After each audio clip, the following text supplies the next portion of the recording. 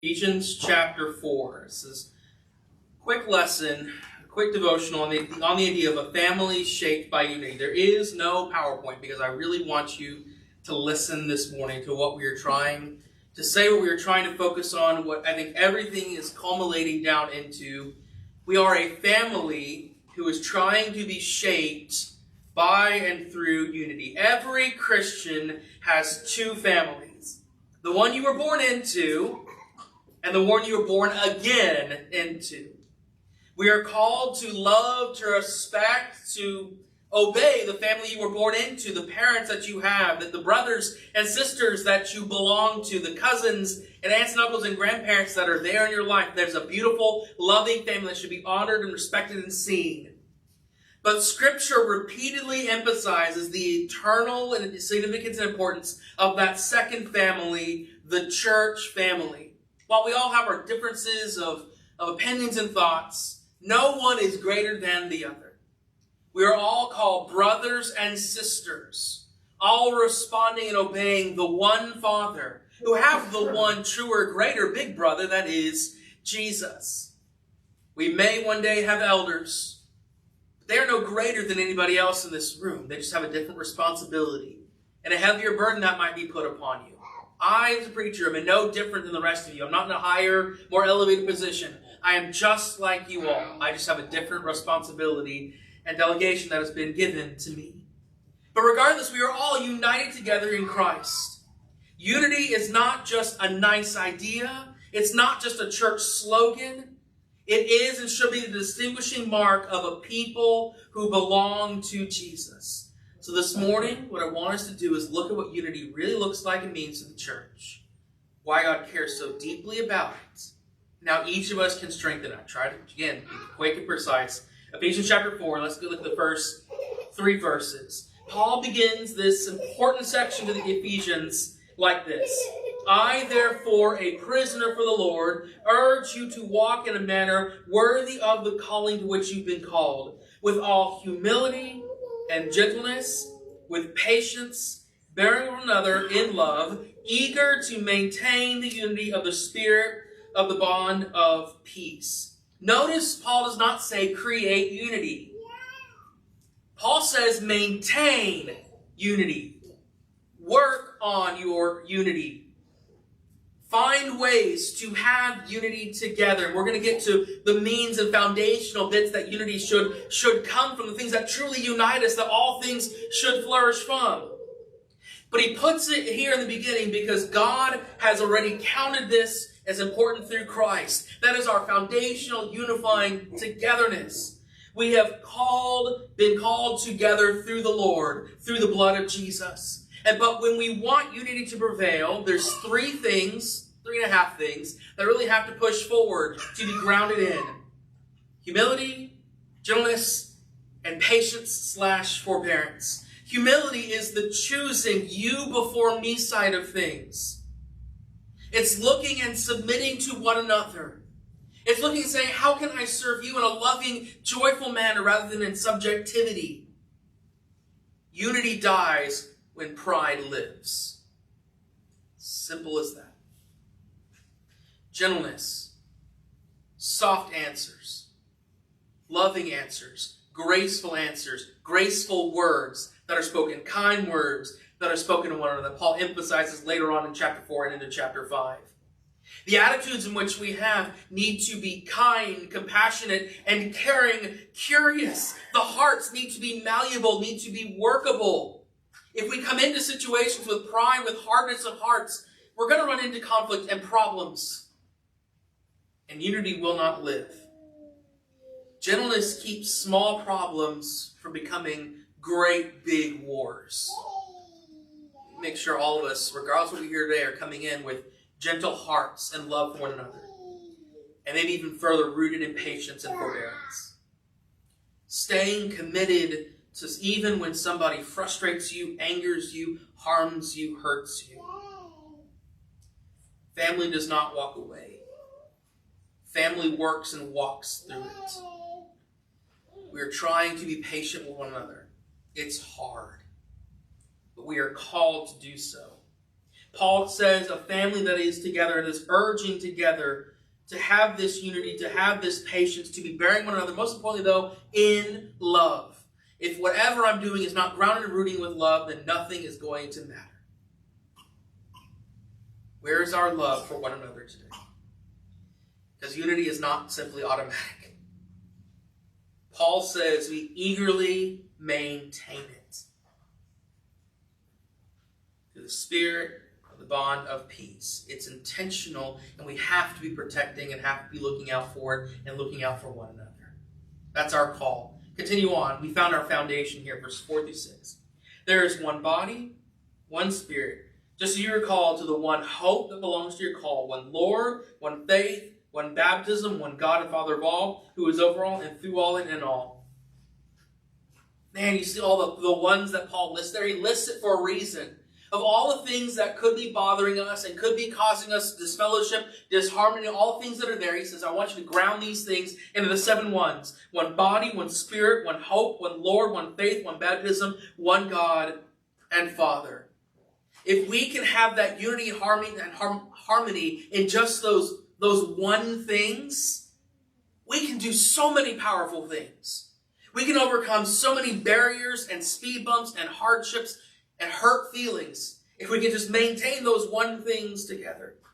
Because these aren't simply options. They're non-negotiables.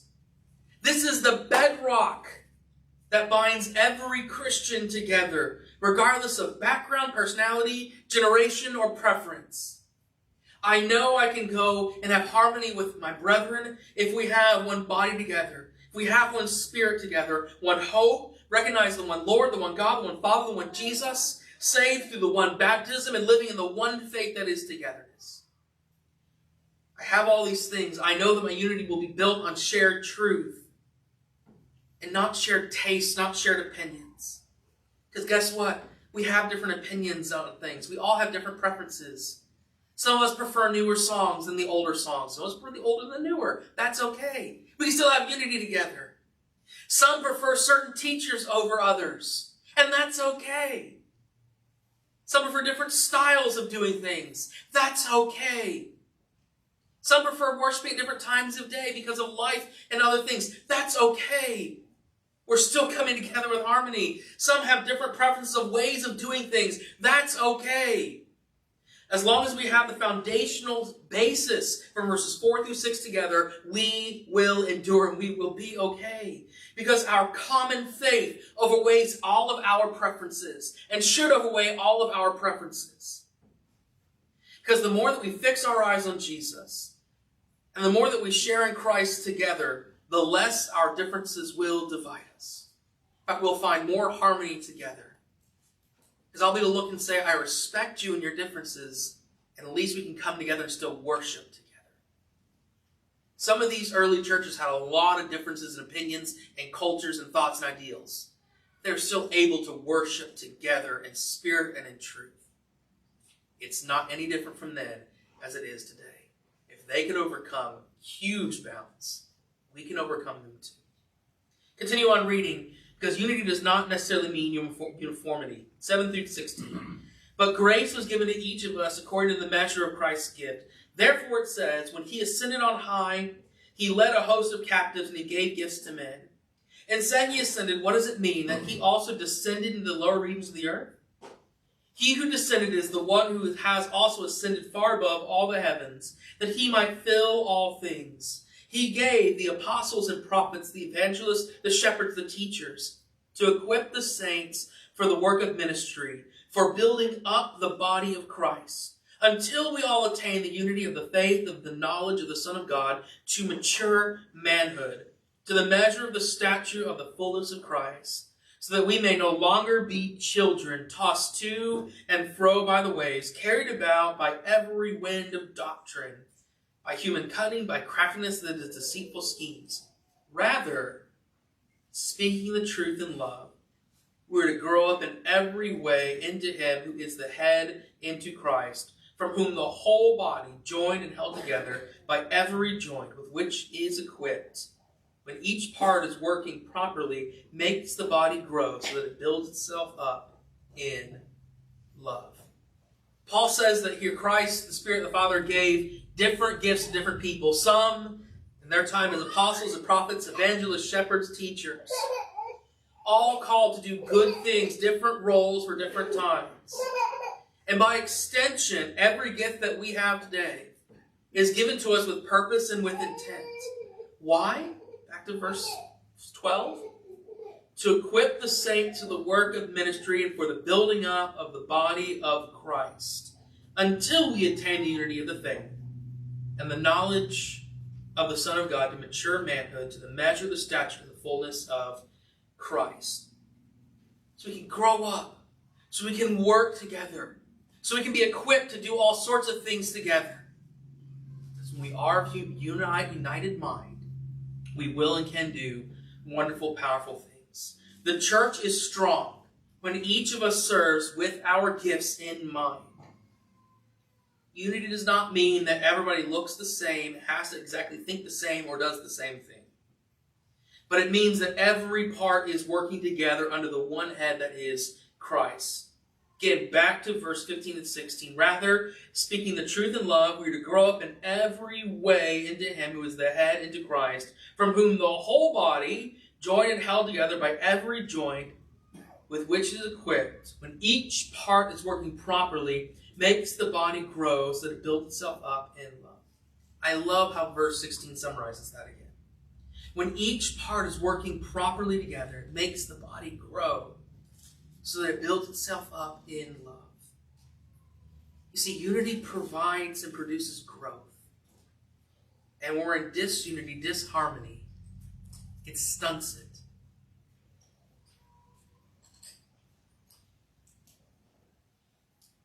And we just need to remember that.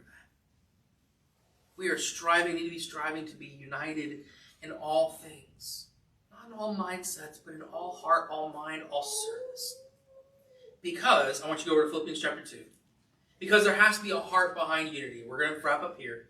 Philippians chapter 2, I want the first 5 verses. If Ephesians talks about the structure of unity, which I believe it does, Philippians talks about the spirit that has to be found in unity as well. 2 verses 1 through 5. So if there's any encouragement in Christ, any comfort from love, any participation in the Spirit, any affliction of sympathy, complete my joy by being of the same mind, having the same love, being in full accord and of one mind.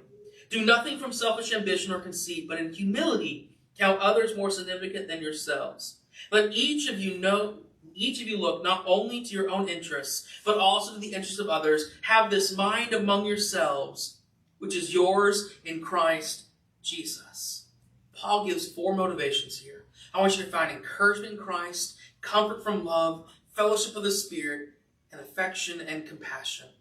Again, he says, make my joy complete of being of the same mind, having the same love and being in full accord, because the key is, do nothing from selfish ambition or conceit, but in humility, count others more significantly than yourselves. The heartbeat of unity is, I value you. I listen to you. I am curious about you. I care about how my actions affect you. And I'm not insisting in my own ways. I'm looking to serve you. Because Paul gives us the ultimate example, all wrapped up in a nice, beautiful bow for us to see and know. Have this mind among yourselves, which is yours in Christ Jesus. And he continues to walk through showing how Jesus is the great harmonizer of mind and all the things that he did for us. And showing us what it means to be united in heart and mind and spirit and truth. Because he did it by laying himself down. The cross is not simply just how we are saved. It's how we also learn to treat one another. It's the markings to see what the ultimate example did and how we follow through. Unity matters so much because it reflects the character of God. Jesus in John 17 and verse 21 says, Dear Father, hear in his prayer that they may all be one, just as you, Father, are in me and I in you, that they may be in us, so that the world may believe that you have sent me. A unified church is a powerful witness. And a divided church is a very loud contradiction. Because our unity is a level and type of evangelism. It opens doors for people to come and say, I feel loved and wanted and appreciated. I feel connected and desired. And I feel at home. I feel part of a family who cares, who's journeying together. Unity leads and is discipleship. Unity is a type of worship that is there. It helps us get closer together. And unity strengthens every part of the church family. Back in Philippians 2, again, it says it produces peace, it builds trust, it fuels generosity, it invites growth, and it creates a place where people want to belong. Because I hear, I value, I care, I'm curious, and I want to help one another grow. A family that loves one another becomes a family that others want to join. And that's proven policy. So as a wrap up, unity cannot be optional. It's our calling, our foundation, our strength, and our witness. Here's some questions I'm throwing out for you. I'm going to send out this afternoon for everyone to ponder and produce and think over. Am I producing unity or am I hindering it? Do I value my church family the way that Christ values the body? Am I practicing humility, gentleness, patience, and love? Am I using my gifts to build up the church? Over the next couple weeks, I really would like every single body to think about that. Don't respond to the email. Don't send yes and no's, but honestly reflect upon it. And then grow through it, please. Let us become a church family that reflects the heart of Christ, one in love and purpose and hope and faith. Lord, help us walk worthy of our calling. Let us walk according to love. I do love you all so very much. We're going to hear some hard things, some good things, some true things, and a lot of things to think about. But regardless, let us make sure we're coming together in unity of mind and of peace. Let's pray. Heavenly Father, I thank you so much for all that you've done for us and do for us on a regular basis. Help us to continue to grow closer together in harmony and unity and purpose of mind. And in all hearts right now that are struggling, Father, grant comfort. Grant desire to grow. Grant a desire to look and say, I want to be more like your Son in all things. Which means taking care of brothers and sisters just as much as I'm taking care of myself. Help us love. Help us be joined. Help us to know. We say all this in your Son's most holy name. Amen. If there's anybody this morning who feels the need to answer the call, we're going to offer this moment right now as we stand and as we sing.